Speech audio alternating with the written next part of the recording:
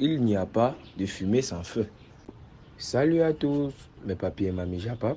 Aujourd'hui, je vous réserve une nouvelle vidéo avec des détails bouillonnants et croustillants. Installez-vous confortablement car le Japap du jour est très lourd. On reprend. Je vous disais donc que de manière plus que très probable, compte tenu des données épidémiologiques, les données épidémiologiques veut dire les données sur la fréquence des événements, le nombre de cas qu'on peut avoir dans une population donnée, ou le nombre de nouveaux cas qui surviennent dans une population donnée à une période bien donnée qu'on appelle l'incidence. Compte tenu de tous ces éléments-là en médecine, on parle de probabilité de survenue de telle ou telle maladie, de survenue de telle ou telle complication. Et au vu des données que nous avons, monsieur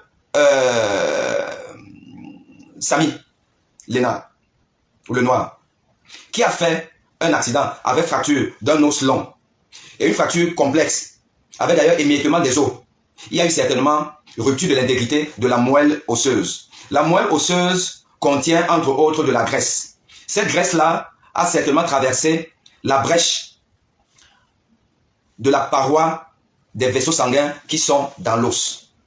Et donc la graisse est partie là où il ne faut pas qu'elle aille, c'est-à-dire dans la circulation sanguine. Et arrivé dans la circulation sanguine, cette graisse a commencé à travailler. Et tout ça, ça se passe progressivement, sur plusieurs heures, sur plusieurs jours.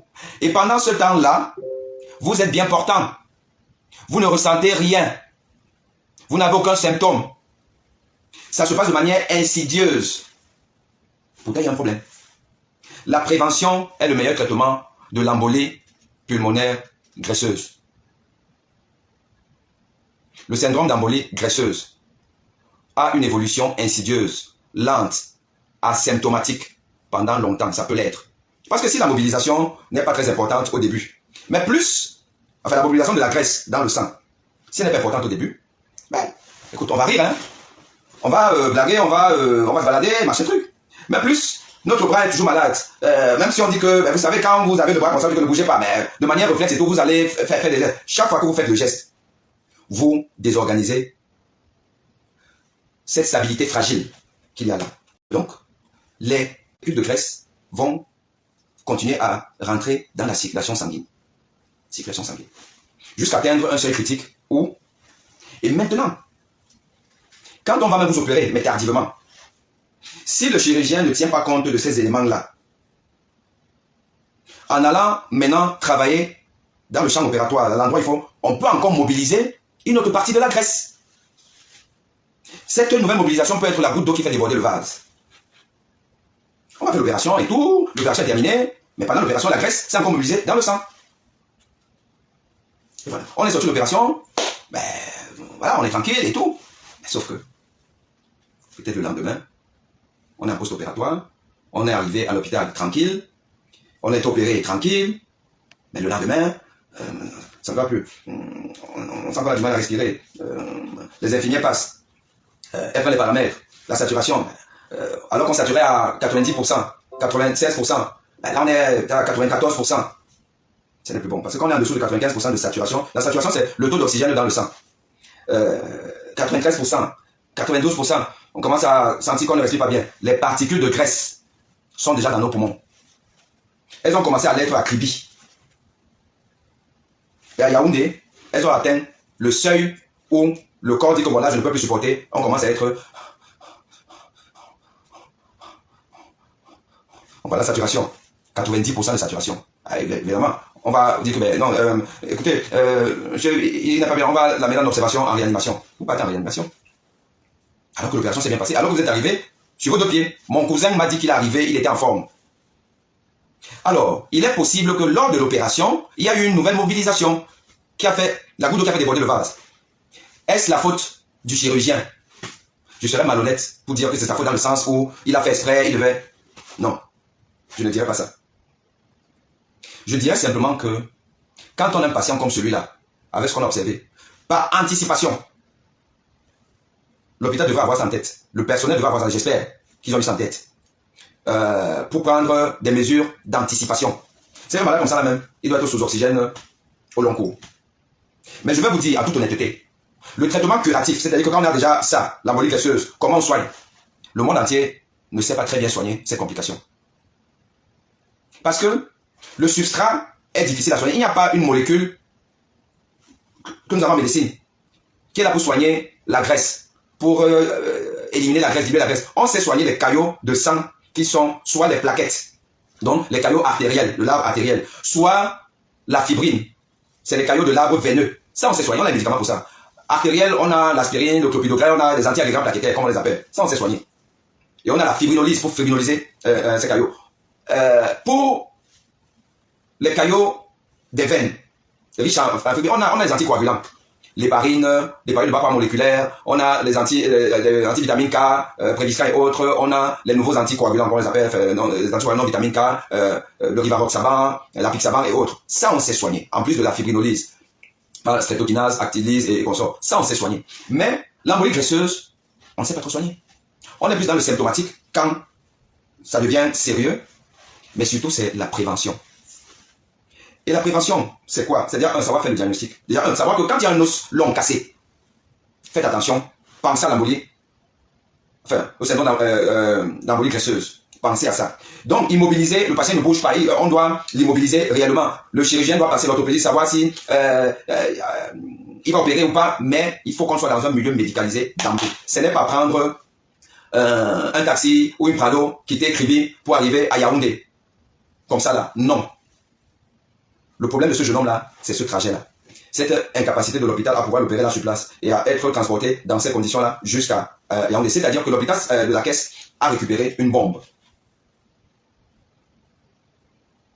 Et il faut savoir que les symptômes de ce syndrome, c'est quoi? Il y a les poumons qui sont atteints.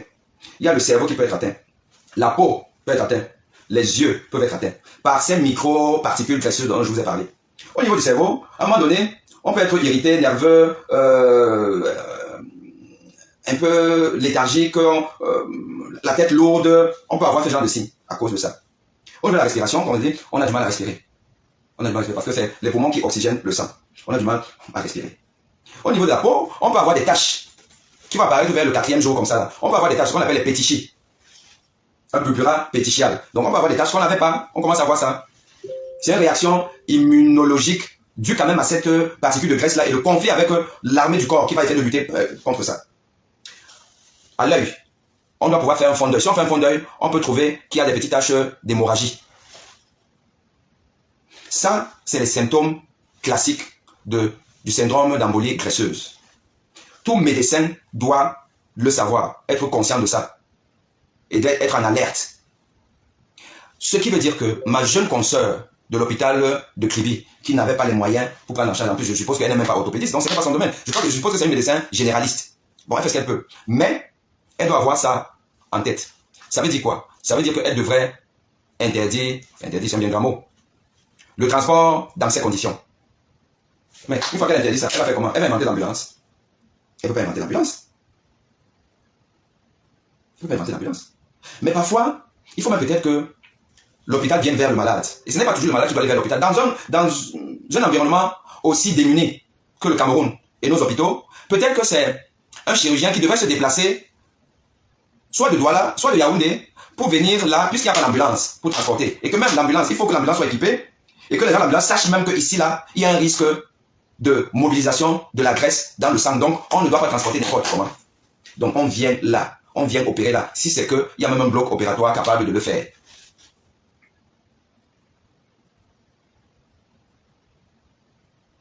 En fait, Samy est décédé par ignorance et par manque de moyens pour une prise en charge normale de quelque chose qui n'est pas compliqué. Une fracture.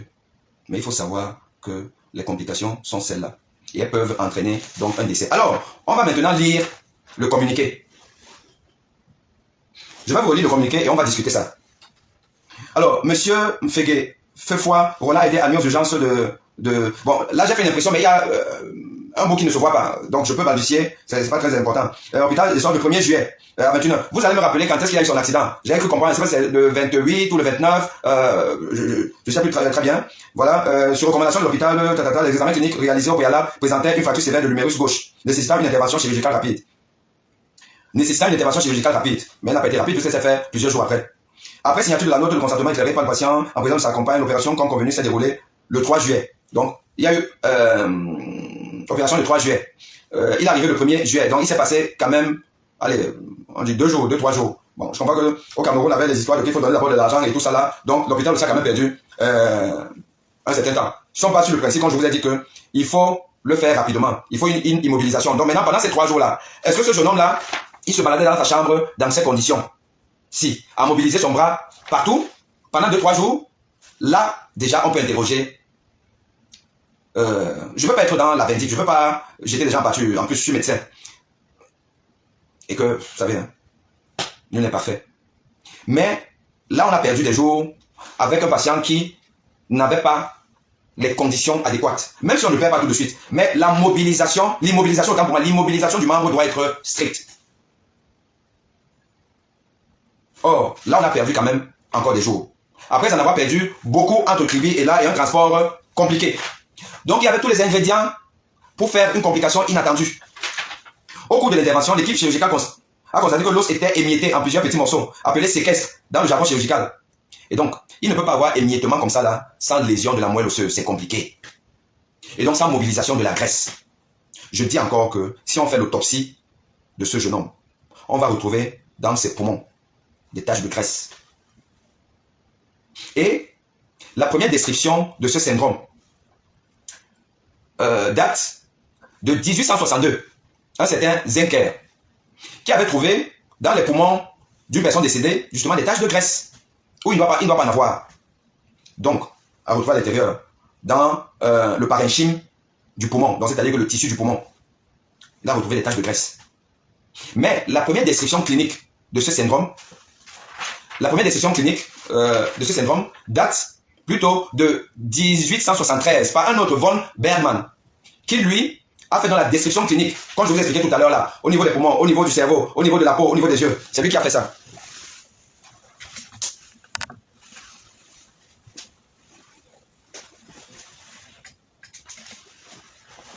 C'est vous dire si en fait ce syndrome est connu depuis la nuit des temps. Mais il faut le savoir, il faut avoir ça en esprit. Et les traumatologues doivent avoir ça en esprit. Parce que la première cause est traumatologique, je vous ai dit. Dans 95% des cas, c'est dû en fait à une fracture des os longs. Alors, pour ce faire, il existe certaines zones dans le corps humain où la chirurgie peut faire un prélèvement d'os. C'est ainsi qu'un petit bout d'os a été prélevé sur l'aile.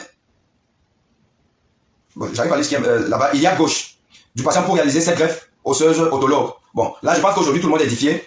Et mon cher jeune collègue, le docteur Claudel Noubissi, vous a fait le point là-dessus, sur ce que, effectivement, il n'y a aucune difficulté avec ça. On peut prendre un os qui vient d'ailleurs.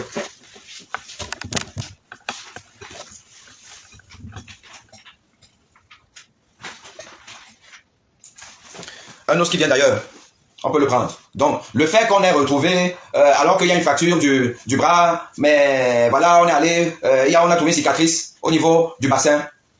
Calmos. Les complotistes là, calmos. Les vigiles qui sont devenus des professeurs de médecine, calmos. Calmos.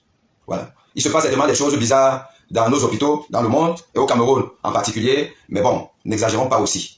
Voilà. Et je pense même que les hôpitaux doivent commencer à intenter des procès en diffamation à tous ces gens-là qui n'ont pas la qualité et qui viennent parce qu'ils font leur business, ils veulent de l'argent, ils trouvent de l'argent.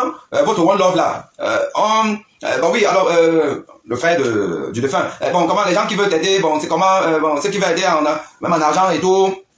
Le gars dit même comment il faut faire. Mais ce One Love vient quand même après une pirouette, parce qu'il est aussi intelligent, il faut être intelligent pour faire ces choses-là. Hein. Il vient après, il dit que bon, oui, il va ouvrir un léchi à son nom, après bon, l'argent qu'il va récolter, il va donner à la famille. Ne nous amenez pas les histoires de vos léchis là encore. Où on dit que l'argent d'un parti est parti, on ne sait pas trop où et comment et tout ça là.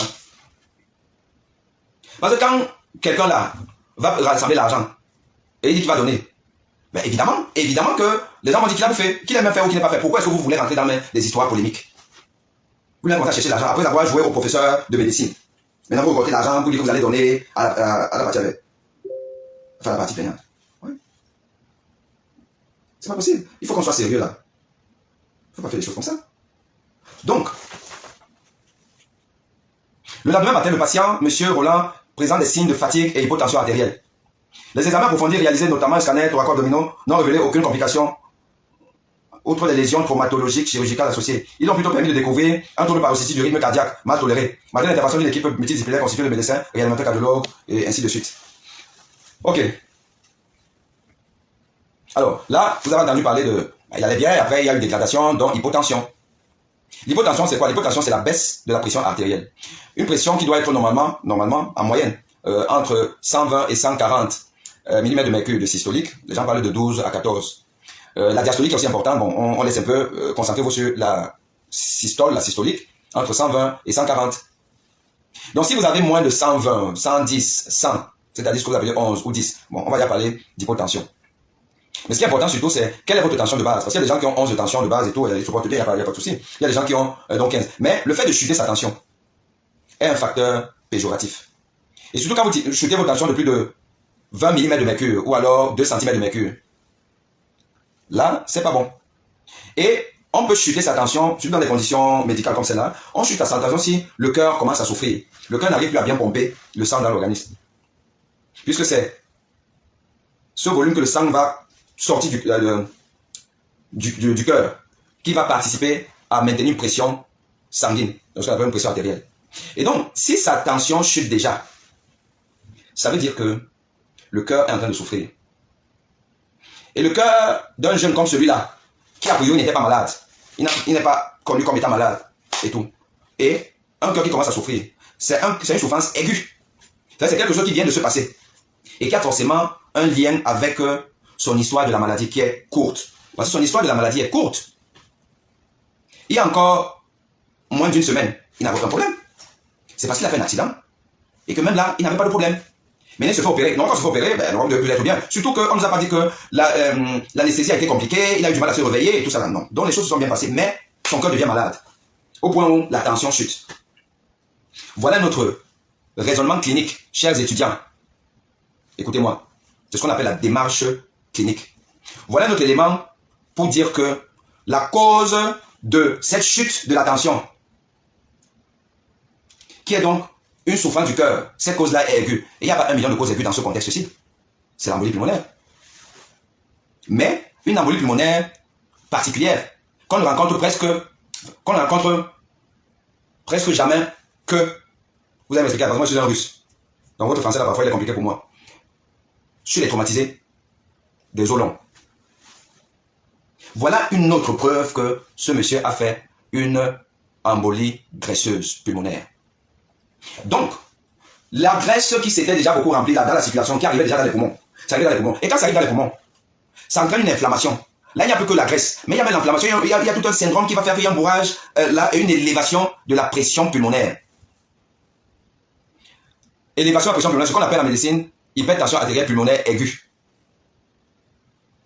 Parce que les poumons sont bouchés, les artères des poumons sont bouchées. Et si le poumon souffre, ça se répercute sur le cœur. Parce que les poumons et le cœur sont un tout pour la circulation sanguine. Donc les poumons qui souffrent, qu'est-ce qui souffre en premier au niveau du cœur quand les poumons souffrent? C'est le cœur droit. Parce que le cœur droit doit pomper le sang pour aller vers les poumons. Or, les poumons, là-bas, ils sont déjà inondés par la graisse qui est venue de partout. Là, donc ça bouge là-bas et la pression est montée au niveau des artères pulmonaires. Le cœur droit qui doit envoyer le sang rencontre un obstacle, ce qu'on appelle l'augmentation de la post-charge du ventricule droit. Ça, c'était là, je suis en train de parler à mes médecins et à mes étudiants. Donc, comme le cœur droit souffre pour se vidanger, le cœur droit a une paroi qui est plus fine que le cœur gauche. Donc, le cœur droit est plus faible que le cœur gauche. Vous savez que dans le sport, on dit que les gauchers sont les meilleurs footballeurs. Les gauchers, quand vous avez un gaucher qui est talentueux, il est trop talentueux. Je vous ai dit que le cœur, hein, c'est l'organe noble. Le cœur, c'est la noblesse. Le cœur ne fait que répéter la logique de l'organisme, du fonctionnement de l'organisme. Le cœur gauche est plus fort que le cœur droit. Comme les gauchers sont plus forts que les droitiers au football. Moi-même, j'étais gaucher. Mais je n'ai pas fait carrière. Pourquoi? Parce que mes parents, certains ont eu ça. Moi, je suis né gaucher. À l'époque, à notre époque, être gaucher, c'était un peu comme on disait être sportif, footballeur, c'est être bandit. Être gaucher, c'est comme si tu allais devenir un bandit. Mes parents m'ont obligé à utiliser la main droite. Quand je mangeais avec la main gauche, on me tapait. Voilà comment je deviens droitier. Si mes parents ne m'avaient pas fait ça, c'est qu'après Roger Mila, au Cameroun, là, c'est mon nom que vous allez sûrement voir. Puisque Eto vient, c'est une génération après. C'est que la génération des cannabis, là et tout, qui était mon année de quelques années, c'est que j'étais meilleur qu'eux.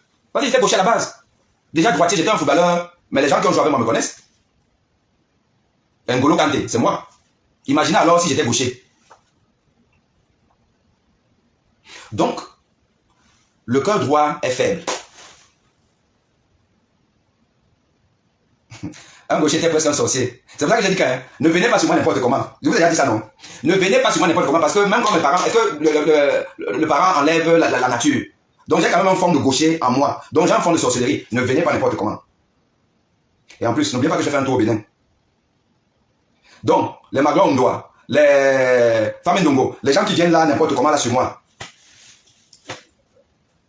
Je suis en téléchargement. Alors, le cœur droit qui a du mal à pomper, va se fatiguer. S'il se fatigue, il ne pourra pas éjecter le sang qu'il faut. Si la quantité de sang qui sort du cœur droit, c'est cette quantité qui arrive au cœur gauche. Donc c'est la même quantité qui va sortir du cœur gauche pour définir la pression artérielle. Et comme cette quantité va donc diminuer abruptement, la tension va chuter. L'hypotension artérielle, dans ce contexte, il a un signe péjoratif. Péjoratif veut dire un mauvais signe. Donc le gars est en train de rentrer en choc cardiogénique. Tout ça dû à l'embolie graisseuse qu'il a contractée depuis Kribi, où il ne faisait que mobiliser son bras. Et voilà comment il rentre en choc. Et quand vous rentrez en choc, quand vous avez une hypoxémie, puisque là il y a une hypoxémie, puisque ces poumons sont inondés de mauvaises choses, donc l'air que vous respirez, qui arrive dans vos poumons, et cet air-là doit passer donc dans les vaisseaux, enfin à travers les saccules des poumons qu'on appelle les alvéoles. Et les alvéoles sont reliés aux vaisseaux sanguins par ce qu'on appelle une barrière alvéolo-capillaire. Le capillaire, c'est la terminaison des vaisseaux. Et l'air peut passer à travers cette barrière-là parce qu'elle permet de filtrer l'oxygène. Donc l'oxygène va passer pour arriver dans ce sang qui est sale, parce que c'est un sang qui vient de notre organisme avec tous les déchets. Et donc le gaz carbonique. Donc ça arrive là-bas, le gaz carbonique va rentrer dans les alvéoles pour ressortir avec la respiration, et l'oxygène rentre dans le sang pour oxygéner le sang, se mélanger avec les globules, avec l'hémoglobine, et devenir le sang rouge, le sang propre. Mais comme les alvéoles reçoivent l'air, donc l'oxygène, mais les capillaires sont inondés de cette graisse-là. Et la graisse-là empêche à l'oxygène d'arriver et de se lier à l'hémoglobine pour constituer l'oxyhémoglobine. Donc il y aura une hypoxémie. L'hypoxémie peut entraîner une instabilité électrique du cœur. Donc, le cœur qui ne reçoit pas déjà assez de sang, parce que le cœur a besoin de recevoir le sang pour lui-même envoyer le sang dans tout l'organisme.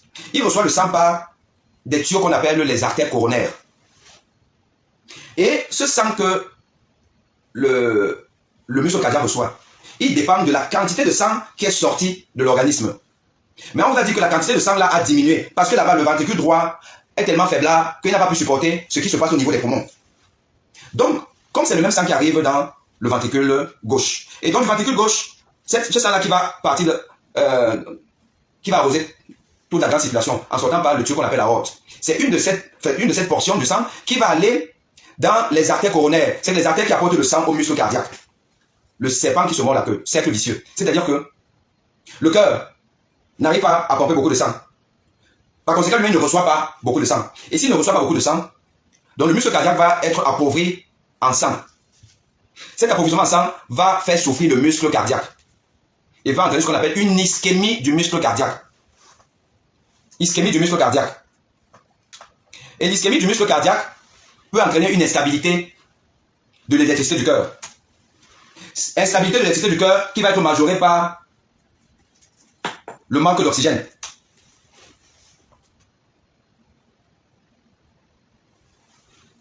Bon, je vais répondre aux questions après. C'était bien de les noter là. Alors, je disais,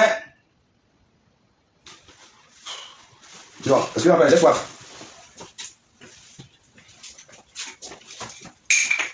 Permets-toi de boire un peu d'eau.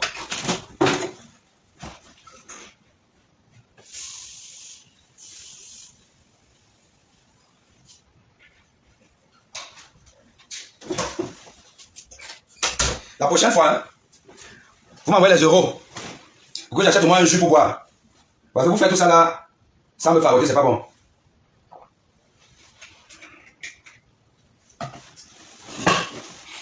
Donc, le cœur souffre. Le sang n'arrive pas suffisamment dans le muscle cardiaque à cause de l'hypotension artérielle.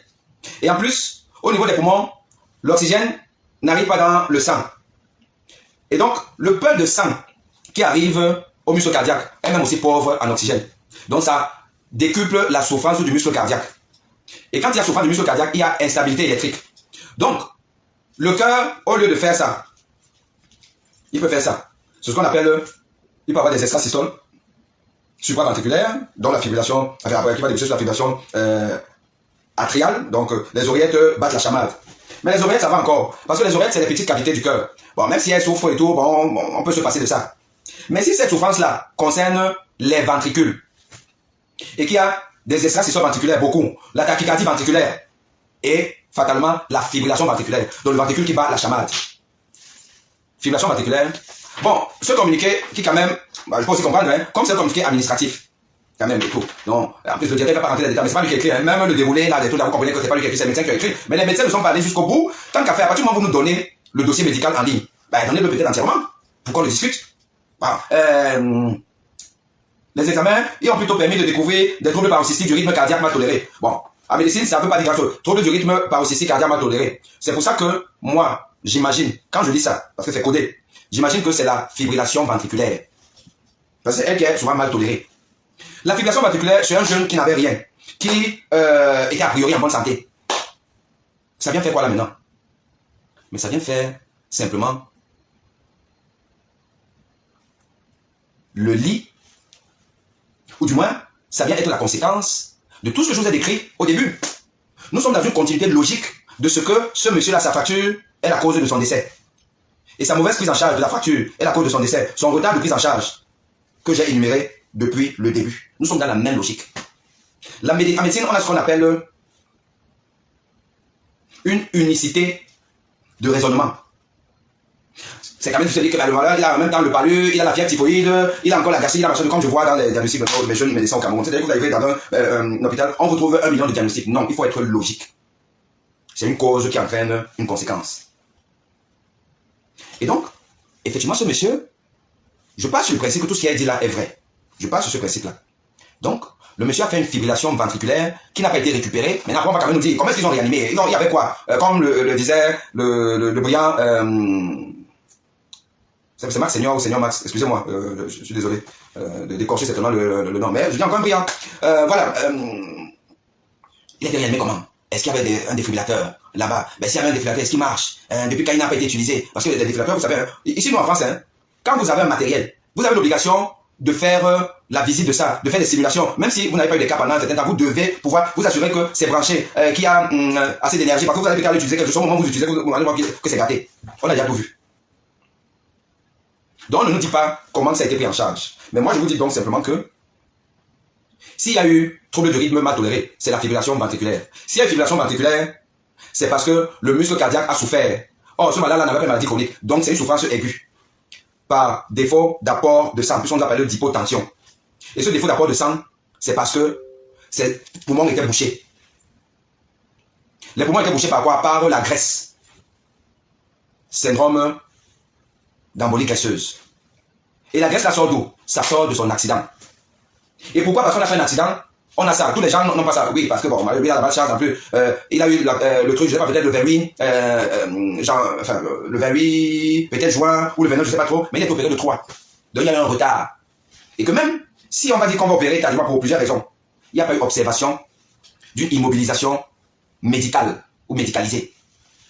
Et pour quelle raison? Est-ce que tous les gens qui tournent autour étaient même au courant que cette maladie existe, que cette complication existe, que le syndrome d'embolie gaseuse existe? That is the question. Une fois que j'ai dit ça, j'ai déjà beaucoup parlé, je vous ai dit l'essentiel, et maintenant je vais essayer de regarder s'il y a donc des questions pour essayer de répondre. Alors, question des abonnés. C'est quoi la cause de la fracture d'après vous, Doc? C'est quoi la cause de la fracture? Mais comment vous voulez me poser cette question-là? Ben, on ne nous a pas dit qu'il y a eu une dame qui l'a percuté, je ne sais pas si elle était dans une voiture ou quoi, ben, c'est quoi la cause? C'est pas moi qu'il faut poser cette question. Moi, je suis comme vous, j'ai appris qu'il y a eu une fracture, moi, je ne suis pas dans la conspiration. Alors, apparemment, deux personnes, oui, s'il y a des gens qui veulent intervenir, s'il y a des gens qui veulent intervenir, si ma scie un peu gérée ça, moi, je ne sais pas si je saurais faire intervenir. S'il y a des gens qui veulent intervenir, vous pouvez aussi, enfin, elle doit savoir hein, comment il faut faire pour que les gens interviennent. Là, je peux laisser l'opportunité aux gens d'intervenir à ce stade-ci.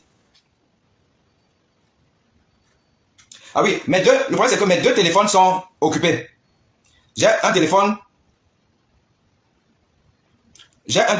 sauf si, est-ce qu'il peut avoir des appels, comment il peut avoir des appels à partir de, est-ce qu'il peut avoir des appels à partir de WhatsApp, je passe par WhatsApp ordinateur parce que mes deux téléphones, malheureusement, c'est ça, comme je suis aussi maintenant sur TikTok, et que les TikTokers ont aussi droit à, bon, ça va peut-être être compliqué, il me faut un troisième téléphone, c'est ce que je comprends.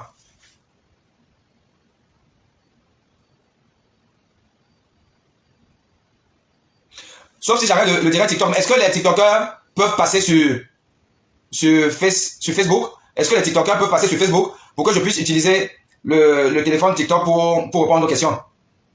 Enfin, pour laisser les gens intervenir. Est-ce qu'on peut faire ça?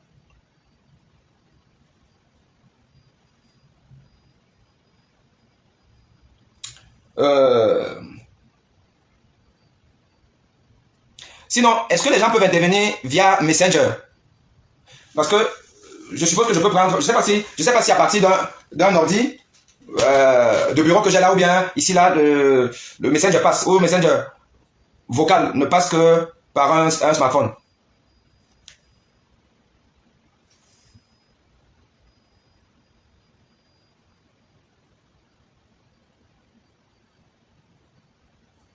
Bon. Bah, ma sœur me demande d'arrêter le live TikTok, hein. Donc, je suis désolé, je vais peut-être arrêter le live TikTok. Mais là, c'est à condition qu'il y ait vraiment des gens qui veulent intervenir. Parce que s'il n'y a pas des interventions... Bon, ma boss, c'est ma CM. C'est ma community manager. Elle me dit d'arrêter le live TikTok. Donc, je pense que c'est peut-être ce que je vais faire. Les TikTokers, basculer sur Facebook. Les TikTokers basculer sur Facebook. Et donc, CM, tu sais que le téléphone que je dis pour TikTok. Ah, qu'est-ce qui se passe? C'est moi qui dois appeler? Non. Est-ce que tu peux pas... Je crois que c'est comme ça qu'il faut faire, non? Tu donnes le numéro professionnel. Qui est le numéro? Oui, il faut que je vous donne Mais écris-moi ça. Tu peux m'écrire ça, le numéro. Tu l'as dans le numéro de professionnel. Qui est le numéro de Dakar. Tu l'as ou pas? Je vais vous donner, bon, allez, je sors de TikTok. Malheureusement, je vais arrêter TikTok. Les TikTokers, vous basculez sur Facebook, s'il vous plaît. Je vous aime, mais malheureusement, je n'ai pas trois téléphones. J'adorerais certainement.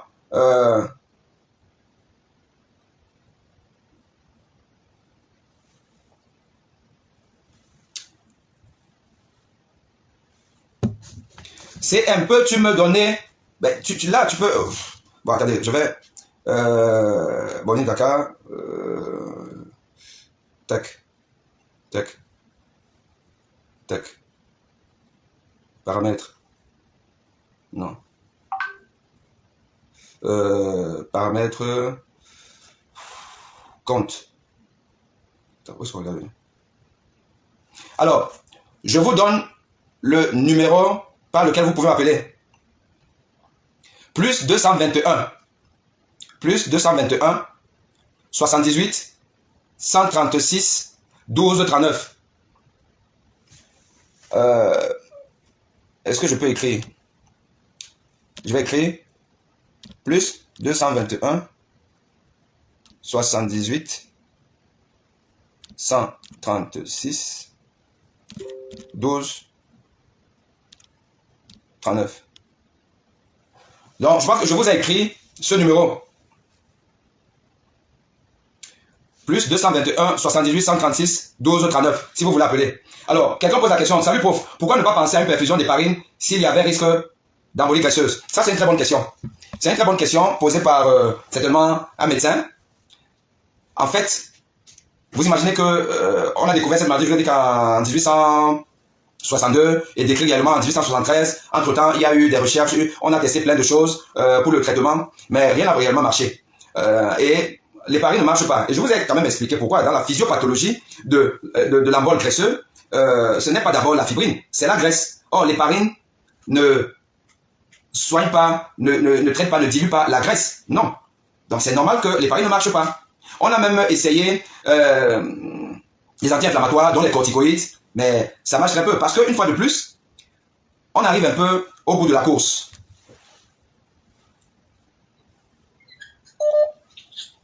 Oui, allô? Oui, bonsoir. Excusez-moi d'abord. J'ai déjà pris quelqu'un. S'il vous plaît, quand je prends quelqu'un, ne lancez pas l'appel. Quand j'ai pris quelqu'un... Non, vous restez. Vous, je vous ai pris. Je vous ai pris. Mais parce que je vois qu'il y a une autre personne qui a lancé un appel. Quand je prends quelqu'un, ne lancez pas d'appel. Et je vais demander, je vais faire un signal parce que je vais faire en sorte que les gens ne restent pas très longtemps pour pouvoir prendre quelqu'un d'autre. Donc, allez-y, je vous écoute. Voilà. Professeur Mano, je suis très content que vous m'ayez pris. Et voilà, je vous l'ai déjà demandé. J'ai remarqué quelque chose par rapport à cette histoire. Il y a, c'est vrai, aller dans tous les sens. Avec tous les amateurs, on dit pas mal de choses. Et à un moment donné, j'ai pensé à deux choses. Comme le commun des mortels, j'ai pensé peut-être derrière ça, il y aurait un trafic d'organes. Et à côté, j'ai essayé de pousser la réflexion un peu plus loin et j'ai vu que non, il doit y avoir là un défaut de prise en charge. Un défaut de prise en charge parce qu'il y a certaines choses qui n'ont pas été réfléchies, ça va même penser pour la prise en charge de ce compatriote. Vous l'avez certainement évoqué, moi j'ai fait le direct, le live en cours. J'ai suivi que le monsieur a été déplacé de Tibi vers Yaoundé. Déjà, est-ce que c'était l'hôpital le plus proche? Mais je laisse tomber. Mais ce n'était pas dans un transport médicalisé. Donc ça, c'est déjà un gros problème. Ensuite, arrivé à Yaoundé, on a parlé au départ d'urgence absolue. Il serait arrivé à Yaoundé un samedi, il a été opéré soit le lundi, j'avais quelques jours après. Donc ça veut dire que c'était une urgence relative. Elle n'était plus absolue.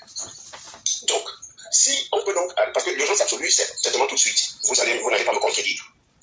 Par contre, si on arrive à une urgence relative, il y a une batterie d'examens qu'on peut faire. Entre autres, le scanner qu'on a fait pour voir l'étendue des lésions par rapport à la fracture de l'humérus là. On peut faire pas mal. J'ai entendu parler aussi, on a parlé de choc anaphylactique, quelque chose comme ça par rapport aux médicaments qu'il n'aurait pas traités. On aurait fait une batterie d'examens pour savoir qu'est-ce que déjà l'interroger, savoir s'il y a un terrain allergique sur ce patient. Et s'il n'y a pas de terrain allergique, ou bien s'il y a un terrain allergique, voilà, les drogues qu'on peut utiliser et celles qu'on ne peut pas, celles qu'il faut proscrire.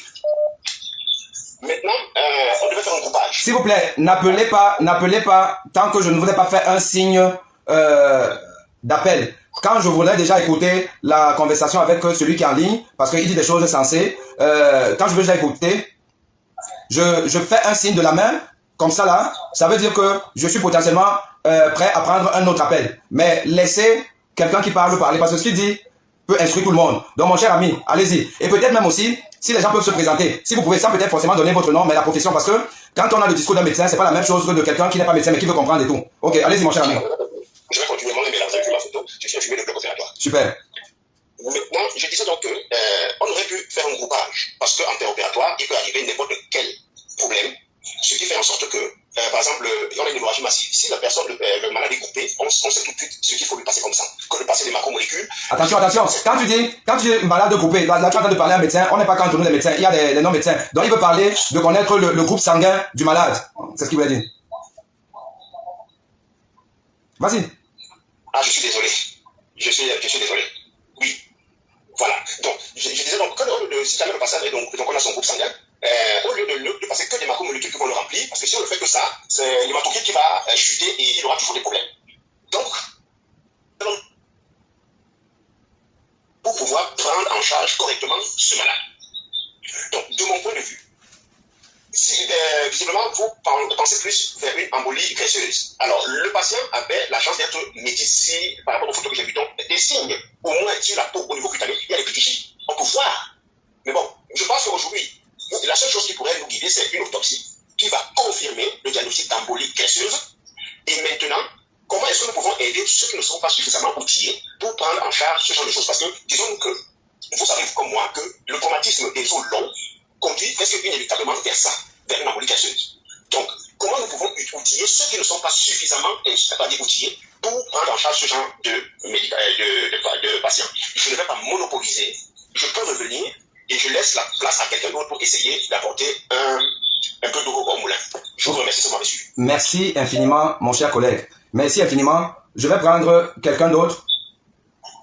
Je vais prendre quelqu'un d'autre, mais avant que la personne ne parle, s'il vous plaît, avant que vous ne parliez, je vais un peu commenter ce qui a été dit par le précédent intervenant.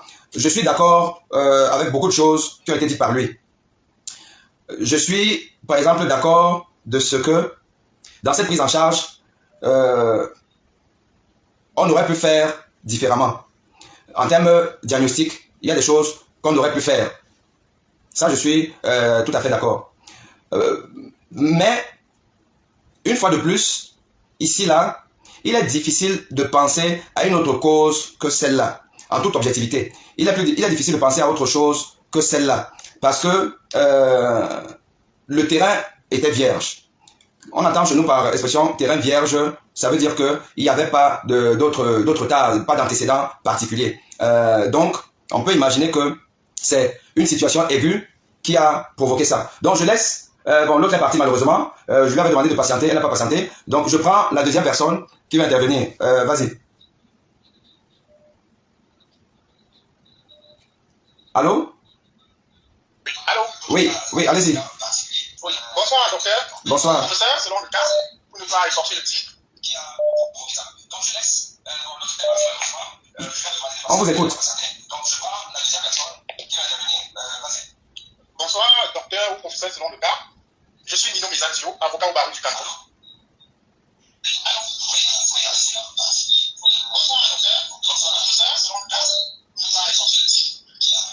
Alors, mais vous parlez plus? Oui, je disais tantôt que je suis Nino Mesatio. Je suis Nino Mesatio, avocat au barreau du Cameroun. Je suis embarrassé du sujet, puisqu'il s'agit d'un jeune qui a malheureusement perdu la vie dans des circonstances qui alimentent beaucoup de polémiques. Si vous avez jeté un coup d'œil sur les commentaires qui sont faits par rapport à votre démonstration scientifique, vous constaterez que les Camerounais globalement, et notamment les adeptes de Facebook, ont déjà fabriqué leur coupable. Et ce coupable-là, c'est Dr Karim, promotrice de Karimo Aki. Mais ce que moi je vais dire en tant qu'avocat et assistant, je pense que celui qui est décédé, notamment le dénommé Sally, je crois bien, c'est comme ça qu'on l'appelait sur les réseaux sociaux, a sans doute subi un accident, mais était conscient.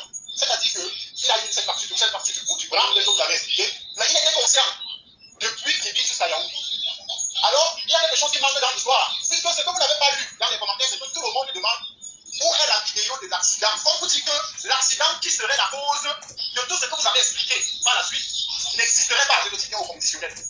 J'ai suivi la vidéo de Dame Karim Moué hier, où elle expliquait qu'il y aurait des caméras d'Afrique 1320, c'est-à-dire une banque l'agence d'Afrique 1320 de Tribi qui aurait filmé la scène d'accident. Je pense que si on parvient au moins à regarder cette scène-là, cette vidéo-là, ça va un peu calmer les arrêts des uns et des autres. Sinon, s'il faille situer les responsabilités, il est évident qu'on devrait plutôt se déplacer vers les médecins qui sont les plus adeptes à expliquer ce qui s'est passé. Donc je ne vais pas être long, je vais juste vous remercier pour tout ce qui a été dit scientifiquement, on a appris, et on va juste rester sur notre foi quant à la réalité de cet accident ou pas. Parce que je pense que tout le problème est là. Si déjà on parvient à démontrer qu'il y a effectivement eu accident, parce que pour le moment il n'y a pas d'image, il n'y a pas de vidéo, il n'y a pas de photo de cet accident.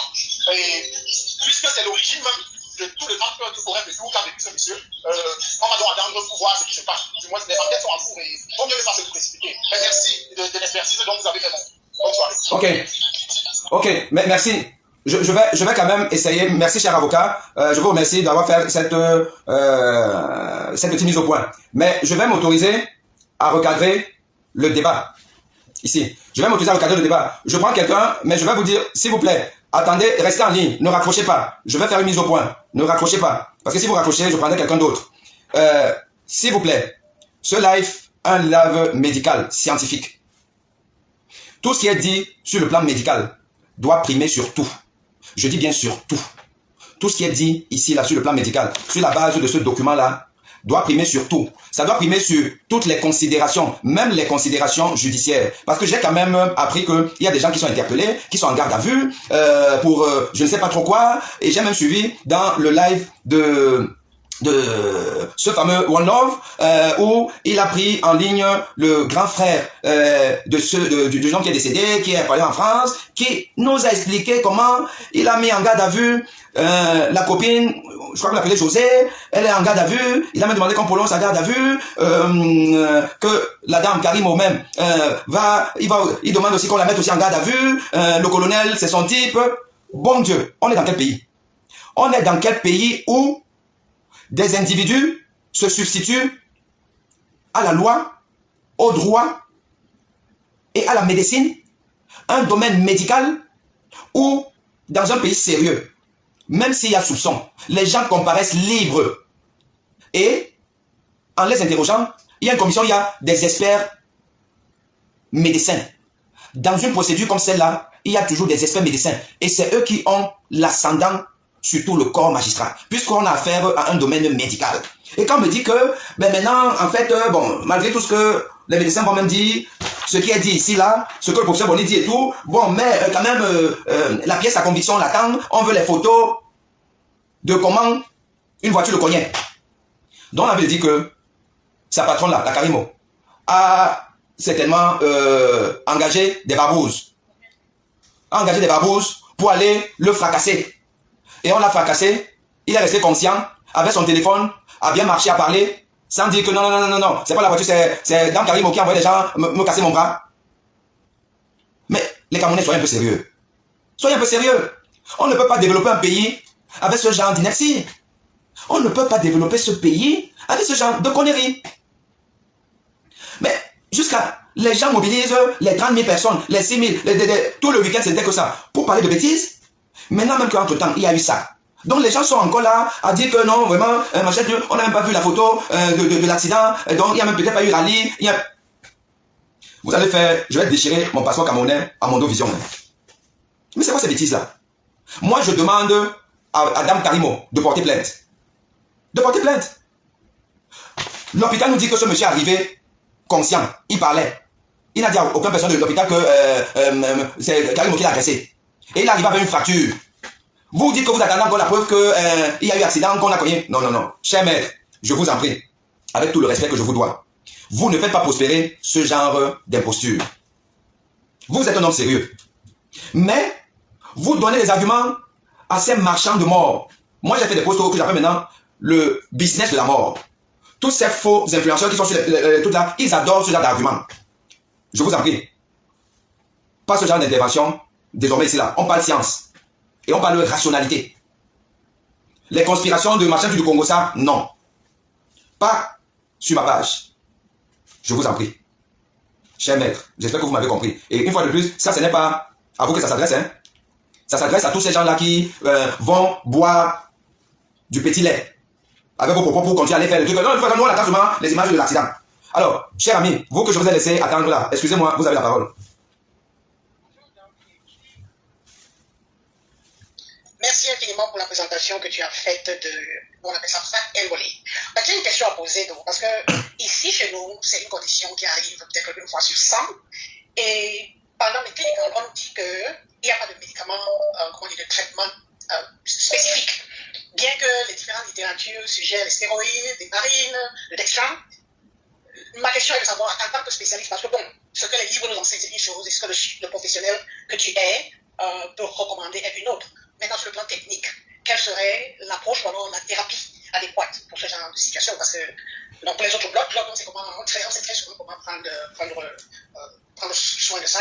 Mais compte tenu de ce que le fait est relativement rare, qu'est-ce que tu suggères comme traitement approprié?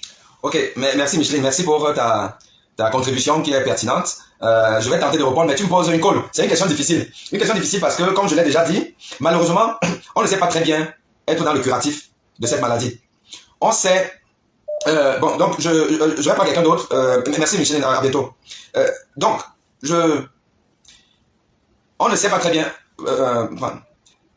Restez, s'il vous plaît, restez en ligne d'abord. Restez en ligne, je vais vous prendre. J'explique d'abord.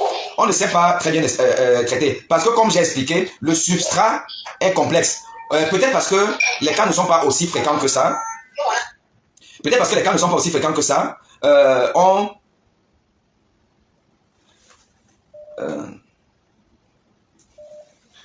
Peut-être que les cas ne sont pas aussi fréquents que ça. Il n'y a pas des études qui ont essayé d'analyser d'autres cas.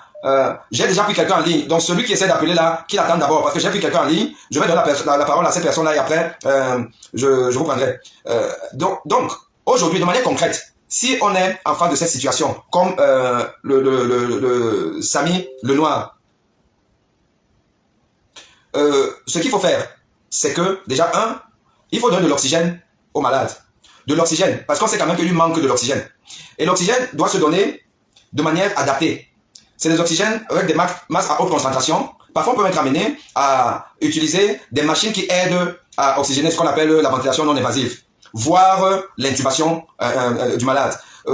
Il faut, puisque vous avez qu'il y a un choc, parce que l'embolie pulmonaire, in fine, il y a quand même un choc qui va se produire, un choc hémodynamique qu'on appelle. Donc, il faut traiter le choc.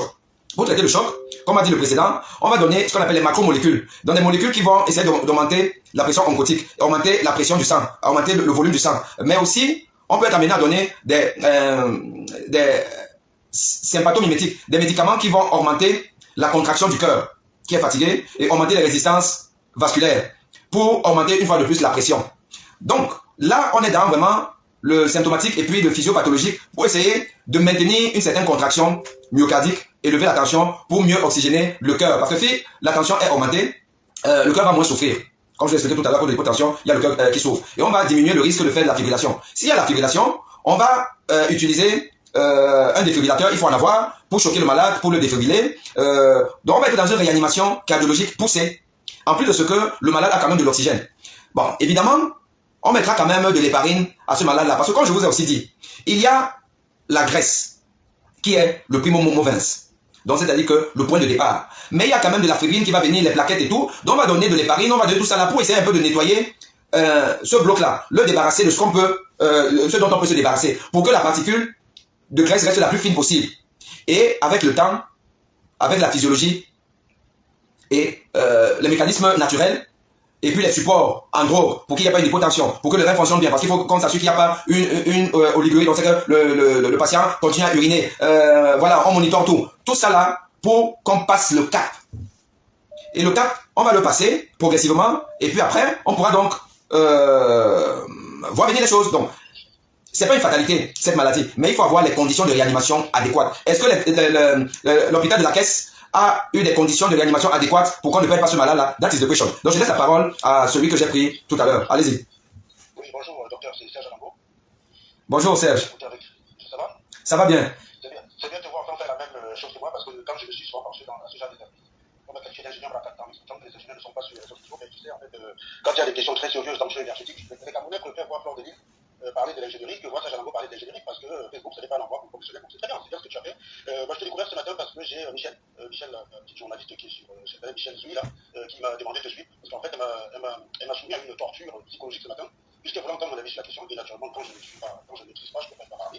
Et je me suis simplement appuyé sur ce qui se sait. Ce qui se sait, c'est les déclarations publiques. Par exemple, Karimo s'est expliqué hier, et son récit paraît cohérent. C'est-à-dire qu'en l'absence de tout élément objectif venant de la contre-outil, ça ne sert à rien de multiplier les directs à gauche à droite, ça sert strictement à rien. Je suis passé dans le direct du petit jeune One Love, je peux expliquer ça, vous dites attention, si tu te mets à faire des directs à tout va, parce qu'il y a quelqu'un qui te dit j'ai compris, tu ne vas pas m'en sortir de ça. Parce que toi tu es scientifique comme moi, on a souvent l'habitude de dire que l'hypothèse il faut privilégier l'amplification, l'hypothèse la moins chère. C'est celle qui a besoin de moins variables, l'hypothèse la plus économique. En l'occurrence, quand un accident à lui seul explique la mort, c'est pas la peine d'aller inventer un complot qui mêlerait un médecin de l'hôpital de Tribi, un médecin de Yaoundé, et en plus le directeur de la CNPS, ce que je crois comprendre, c'est Nicolas Cotin, qui est autre que le neveu du président de la République. En gros, ce petit jeune Karim, c'est Karim, c'est ça, aurait assez de pouvoir pour mêler autant de personnes dans un complot sordide. Et il faut quand même rappeler aux gens, monsieur le docteur, que le trafic des organismes, ça ne se fait pas comme ça, puisqu'on ne peut pas prendre le règle de n'importe qui chez n'importe qui. Il y a toute une batterie d'essais qu'il faut faire auparavant. Est-ce que la personne n'a pas un cancer? Est-ce que la personne n'est pas malade? Est-ce qu'elle ne dispose pas du VIH, par exemple, des choses comme ça? On ne va pas après tirer un rein à quelqu'un qu'on ne connaît même pas son dossier médical. Donc c'est autant de choses qui montrent qu'on est un pays qui n'est pas prêt, puisque les gens préfèrent écouter des histoires qui n'ont aucun sens, plutôt que d'écouter un expert. Je me réjouis, parce que pour une fois, mon direct a quand même attiré du monde. Ça veut dire qu'il y avait des gens dans le lot, il y a des gens qui se posent sincèrement les questions. Et puis dans le lot aussi, il y a des gens qui sont là pour la polémique, c'est-à-dire qu'ils ont déjà leur réponse. Et quoi que vous allez dire, ils n'en dépendront pas parce qu'ils ont envie que quelqu'un ait tué cette personne. Voilà, puisque la mort déjà simple. Je tiens aussi à rappeler aux gens que maître soit dans la même condition, que ce n'est pas parce que quelqu'un est debout après un accident que cette personne n'a pas de problème dans l'organisme. J'ai fait un direct après la mort de Capel pour expliquer la différence qu'il y avait entre 80 km/h et 90 km/h. C'est une histoire d'accélération, et qu'à 80 km/h, tu as une accélération de 15 G qui ne fait pas dépasser les organes, donc 80% des accidents de 80 km/h, tu t'en sors vivant. À 90 km/h, tu te retrouves avec presque 20 G, ça dépasse les organes, tu as l'estomac qui frappe la paroi ventrale avec une certaine violence. C'est des accélérations que le corps humain ne peut pas supporter, bien que la personne en extérieur, en apparence, soit en bonne forme. Voilà, bon, c'est pas le genre de direct qui n'a pas été beaucoup vu, puisque les gens disent qu'il a trempé quelque part, et comme l'autre il a trempé. Oui, ça c'est arrivé, je ne connaissais pas, je ne connaissais pas, c'est la raison pour laquelle je n'ai pas voulu m'exprimer sur la question, mais quand on a communiqué avec un récit des circonstances, j'ai dit aux gens que j'appréciais et qui me répétaient, j'ai dit, mais faites un direct, que si vous avez un élément objectif qui vient remettre cela en cause. Or, chez nous, il y a beaucoup de gens qui racontent des histoires, qui ont juste besoin de se mousser, qui ont juste besoin de se mettre là. Ils ont des confidences, et j'ai vu des gens qui expliquaient qu'on l'aurait tabassé, drogué, et on l'aurait amené à l'hôpital pour enlever son rein. Donc, franchement, le fait qu'il était au village à un rite était devenu suspect. C'est quand même incroyable, ça, quand même. C'est-à-dire que tout c'est en fait, de façon générale, la pauvre Karimou, il faut qu'elle sache juste qu'elle n'a même pas s'expliquer. Plutôt porter plainte, parce que à partir du moment où vous avez un abruti qui est convaincu qu'elle est la tueuse, tout ce qu'elle va dire, ils pourront de quoi l'accabler. Par exemple, elle était maquillée, mais c'est une chef d'entreprise. La nana, elle a perdu un de ses collaborateurs. Mais la fille continue. Le mec, il est également, on ne peut rien faire pour lui, mais par contre, l'entreprise, si tu fais n'importe quoi, écoute, il faut sauver l'entreprise, c'est normal. Elle porte sur sa tête le poids de plusieurs emplois. Donc voilà. Donc je voulais vraiment, je ne sais pas de question à te poser, parce que les hypothèses que tu as émises, c'est d'ailleurs pour ça que Michel m'a demandé de venir regarder ton direct. Parce qu'en fait, quand elle m'a appelé, j'avais à peu près hors en tête la même année sur toi. Là, tu es parti beaucoup plus dans le domaine médical, quand je ne connais pas, je suis très heureux que tu apportes des questions. Voyons voir maintenant si les gens vont s'avancer. C'est là où tu vas voir que les Camerounais n'aiment pas le progrès. Parce qu'au lieu de demander l'autopsie, au lieu de parler de la médecine au Cameroun, qui n'est pas l'humain constante, vous pouvez entrer dans un hôpital au Cameroun en voir français ou aujourd'hui. C'est ça qui est important. Il n'y a pas d'ambulance. Comment un mec peut faire un accident? Il va à l'hôpital. Alors que son accident est préoccupant, on le laisse voyager par ses propres moyens. Voilà. Donc il n'y a pas d'ambulance. Et ce genre de choses sont de nature à ne pas arranger la situation. Donc voilà. C'est tout ce que j'avais besoin de préciser. Je n'avais pas spécialement des questions. Je suis d'accord avec ça. Vous êtes un expert de ce dont on parle. Et voilà. Ça fait partie des hypothèses. Tant qu'il n'y a pas une autopsie médicale pour expliquer aux gens, pour rendre de suspect les causes de la mort, tout ça, c'est que des parigoles. Ok. Je te remercie et je voudrais d'ailleurs te préciser une chose. Je t'ai écouté, je crois que c'était hier, justement, tu as fait une intervention dans un direct de ce monsieur, je sais pas, c'est One Love, tu as fait une intervention brillante, et je t'ai écouté, et j'ai apprécié ce que tu as dit, et je pense qu'il faut justement des gens comme toi aussi pour participer à cette sensibilisation de l'opinion publique. Mais tu remarqueras d'abord que les gens ne sont pas très à l'aise parce que les gens ils aiment des histoires. Tu as remarqué que je parle, tous ceux qui écoutent, ils ont plus envie de libérer la vie. Parce que si tu étais venu là, tu avais commencé à dire oui, les causes de la mort sont bizarres, pourquoi m'expliquer. En fait, je tiens à rappeler aux gens que quand vous vous interrogez sur les causes légitimes de la mort de ce jeune homme, c'est normal. Mais ce n'est pas Karim Modèle à vos questions, les gars. Si vous voulez investiguer, allez sur le terrain. J'ai écouté en direct de 4 heures, un autre de 3 heures. Heureusement qu'on peut regarder face à l'ordinateur. Il n'y a pas une seule personne qui m'a dit je suis allé au commissariat vérifier s'il y a eu plainte là-bas ou si on a avec quelqu'un. Il n'y a pas une seule personne qui l'a fait. Ok. Où est-ce que je viens? Ça marche. C'est que du déclaratif en fait. Voilà. Ça marche. Je te remercie.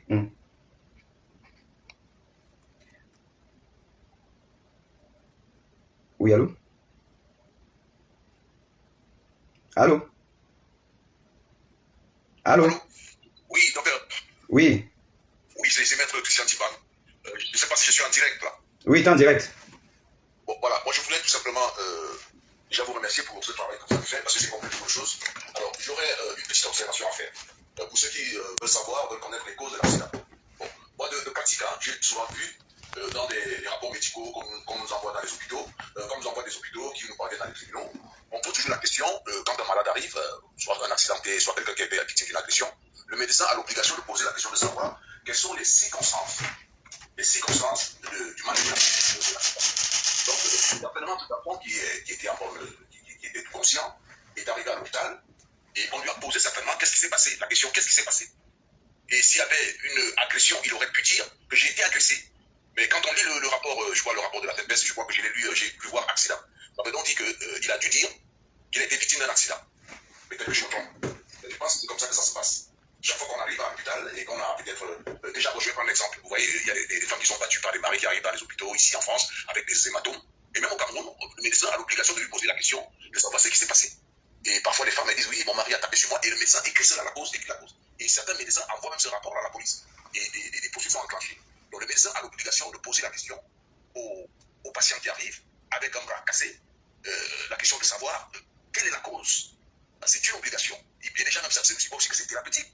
pour qu'il sache si c'était un marteau, il peut déjà imaginer que si le gars il a reçu un marteau, ça veut dire que les os sont peu s'émietter. Si c'est un accident, il peut imaginer déjà. Où il n'y a même pas de radio, il n'y a pas de IRM et tout le reste. Il peut déjà imaginer ce qui est à l'intérieur au vu de la description qui est faite de ce qui est arrivé. Donc je pense que s'il y avait eu agression, je ne dis pas qu'il n'y a pas d'agression, ou alors peut-être que le gars il a voulu cacher l'agression pour X ou Y raison. Mais s'il y a eu agression, il aurait pu dire, il était libre de dire à mon médecin qu'il a fait l'objet d'une agression. Ouais, mais là, tout est clair qu'il dit qu'il a été victime d'un accident. Donc je crois qu'on peut s'en tenir à ça et éviter toutes ces spéculations parce que ça dérange. Mais par contre, je vais reprocher au gouvernement l'attitude de la police camerounaise ou alors de la gendarmerie qui est chargée de l'enquête, que ce soit au niveau des Yaoundé ou du pays, et même du parquet, parce qu'il s'agit quand même d'un accident. Quand il y a un accident, il y a forcément ouverture d'une enquête.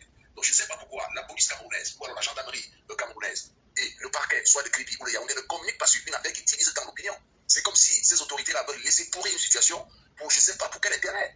Ou alors on est dans un pays où chacun ne sait, les uns les autres ne savent pas exactement ce qu'ils doivent faire. C'est une affaire qui divise l'opinion, qui crée une tension sociale. Oui. Et le gouvernement, entre parenthèses, la police, la gendarmerie et le parquet, reste silencieux et laisse les Camerounais se déchirer de cette façon. La CNPS a fait ce qu'elle a fait au niveau de l'hôpital, mais les Camerounais veulent savoir quelle est la cause. Est-ce qu'il y a eu un accident? Est-ce qu'il y a eu une plainte? Est-ce qu'il y a eu un procès verbal, un constat? Il faut que cela soit fait. Mais d'ores et déjà, nous pouvons nous en tenir au rapport médical qui contient forcément la déclaration de ce garçon qui est arrivé tout conscient à l'hôpital et qui a dit qu'il était victime d'un accident, puisque le médecin a parlé d'accident.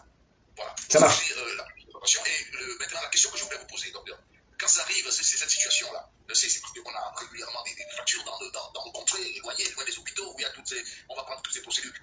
Mais qu'est-ce qu'on peut faire de façon empirique pour qu'il n'y ait pas des embolies graisseuses comme ça qui vont arriver dans les poumons, pour aller dans nos villages, faire un accident et se retrouver dans un petit centre de santé? Alors, est-ce que vous pouvez nous donner un conseil là-dessus? Qu'est-ce qu'il faut faire? Voilà. Très bien, merci maître. Merci maître, et puis bonne chance pour ton aventure politique. J'ai vu passer quelque chose, je ne sais pas si c'est déjà officiel. Je suis déjà annoncé ma candidature à l'élection présidentielle. D'accord. Et effectivement, quand on est ce genre de situation, il faut des personnes conscientes au Cameroun, parce que j'ai comme l'impression que ce pays-là est à l'abandon total. Vous voyez des situations comme celle-ci, personne ne s'en occupe. Donc le pays est dirigé. Ça marche. Alors, ce que je vais dire, justement, il y a quelqu'un qui a parlé de maître Swap. J'ai envie de dire que je ne connais pas très bien le dossier, mais vraisemblablement, maître Swap a subi le même processus morbide que Samy. C'est très probable. Le problème, c'est que ce qui me manque dans le détail de maître Swap, c'est quel est l'os. Est-ce que c'était un os long également? Et on sait que sa prise en charge a été aussi longue, houleuse. Donc c'est possible. C'est possible qu'il soit décédé d'une embolie graisseuse. Et donc c'est un problème qui est sérieux au Cameroun. Malheureusement au Cameroun, on ne fait pas des études épidémiologiques. On peut se rendre compte que le phénomène est beaucoup plus important qu'on ne le pense. Et dans ce cas, ça devient un problème de santé publique. Qui dit problème de santé publique, il faut des mesures adéquates, étatiques, pour pouvoir endiguer le phénomène. Alors si moi j'ai un conseil à vous donner, à partir du moment où vous êtes en face de cette situation, de quelqu'un qui a un accident, et tout, ne le mobilisez pas. Il faut qu'il soit immobilisé. Donc il faut qu'il y ait une prise en charge médicale. Le transport par les taxis et autres là, ne faites pas ça. Oh, vous allez me dire qu'il n'y a pas d'ambulance chez nous. Chez nous. Bon, comment faire? Voilà, il faut surtout pas mobiliser le malade. Le malade doit être tranquille, dans un coin, attendre les soins médicaux sur place. L'opération doit se faire le plus rapidement possible. Voilà, déjà de manière ramassée, ce que je vais vous dire. Mais il faut surtout avoir en idée que cette maladie existe, cette complication existe. Voilà, j'ai une position un peu compliquée là maintenant parce que mon téléphone est arrivé complètement à plat. Heureusement que j'avais regardé, il me restait 1%. Donc j'ai dû brancher ça, mais je branche ça à un cordon qui n'est pas très long. C'est pour ça que j'ai cette position. J'espère que ça va pas s'éteindre. Alors, est-ce qu'il y a un autre intervenant?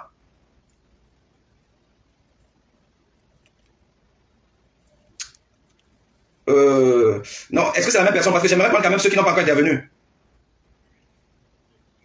Allô? Allô? Oui. Oui, rapidement. J'ose croire que votre intention, beaucoup plus de manière pédagogique, c'est-à-dire ça n'allait plus. Ici, c'est-à-dire pour savoir qu'est-ce qu'on... Parce que la situation est arrivée demain ou après-demain.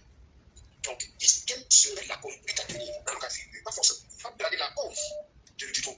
Nous avons, parce que c'est l'enquête policière et le travail judiciaire qui doit la cause de ce travail scientifique. Nous savons que demain, la présence, on consulte quelqu'un qui fait la même chose. Qu'est-ce qu'on fait?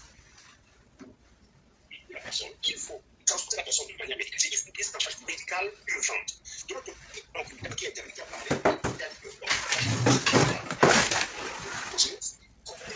le direct va s'éteindre, malheureusement. Oh là là.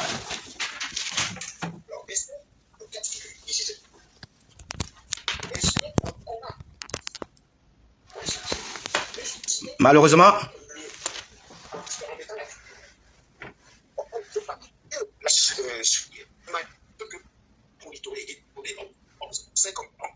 les entrées et les sorties, on peut avec tout ce qui est médicaments, comme les gens qui calculent de ton destin. Est-ce que la caisse n'est pas donnée par la nature? Est-ce que en étant de personne... alors, permettez-moi de vous interrompre, parce que déjà là, je n'ai plus assez de batterie, ça va se couper, mais j'avais déjà expliqué ça.